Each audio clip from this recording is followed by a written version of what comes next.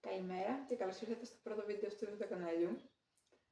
Είμαι η Γεωργία, είμαι 23 ετών και σήμερα θα μιλήσουμε λίγο για ένα σοβαρό θέμα, για την υγεία μου και για τη ζωή μου γενικότερα με OCD. Διαγνώστηκα, αρχικά να πω ότι το OCD στα ελληνικά λέγεται ιδιοψυχαναγκαστική διαταραχή και διαγνώστηκα τον Ιούνιο του 2023.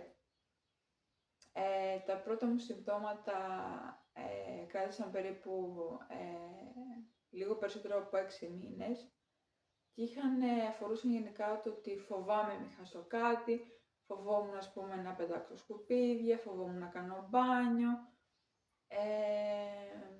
φοβόμουν να μ' ακουμπήσουν μήπως πάρουν κάτι από πάνω μου, το οποίο ήταν καθαρά συμπεριφορικό, να το πω όλο αυτό, δηλαδή δεν είχα θέμα με μικρόβια και τέτοια, ούτε στα δεύτερα μου συμπτώματα που έχω τώρα.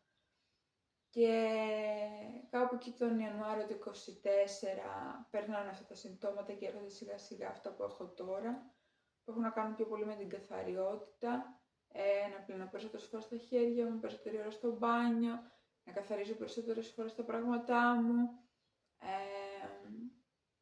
Και είχα φτάσει σε ένα σημείο πάρα πολύ άσχημο. Τώρα το χειμώνα του 25, αρχές 26, του 2026, και ζήτησα να νοσηλευτώ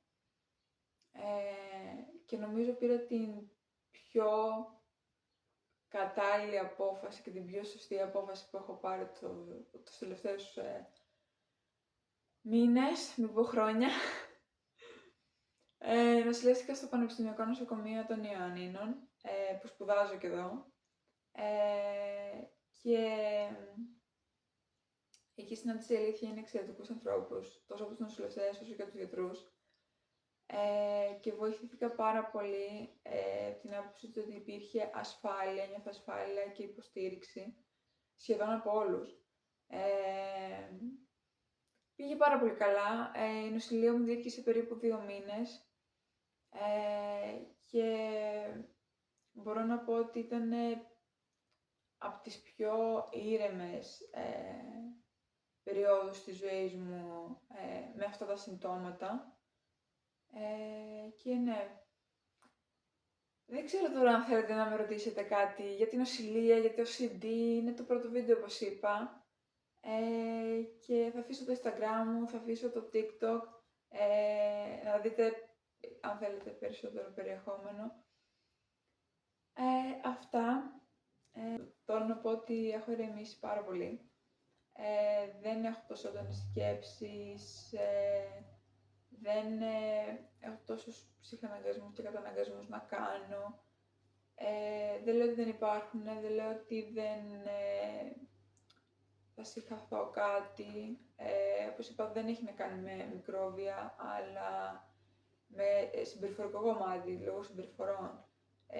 Ίσως το αναλύσουμε σε ένα επόμενο βίντεο. Αυτά. Ό,τι άλλες ερωτήσεις έχετε, ό,τι ερωτήσεις βασικά έχετε, χαρώ να μου στείλετε είτε στο Instagram είτε στο TikTok ή κάτω από αυτό το βίντεο, και θα τις απαντήσω σε ένα επόμενο βίντεο. Ευχαριστώ πάρα πολύ που παρακολουθήσατε το βίντεο. Είμαι σε ένα επόμενο βιντεάκι.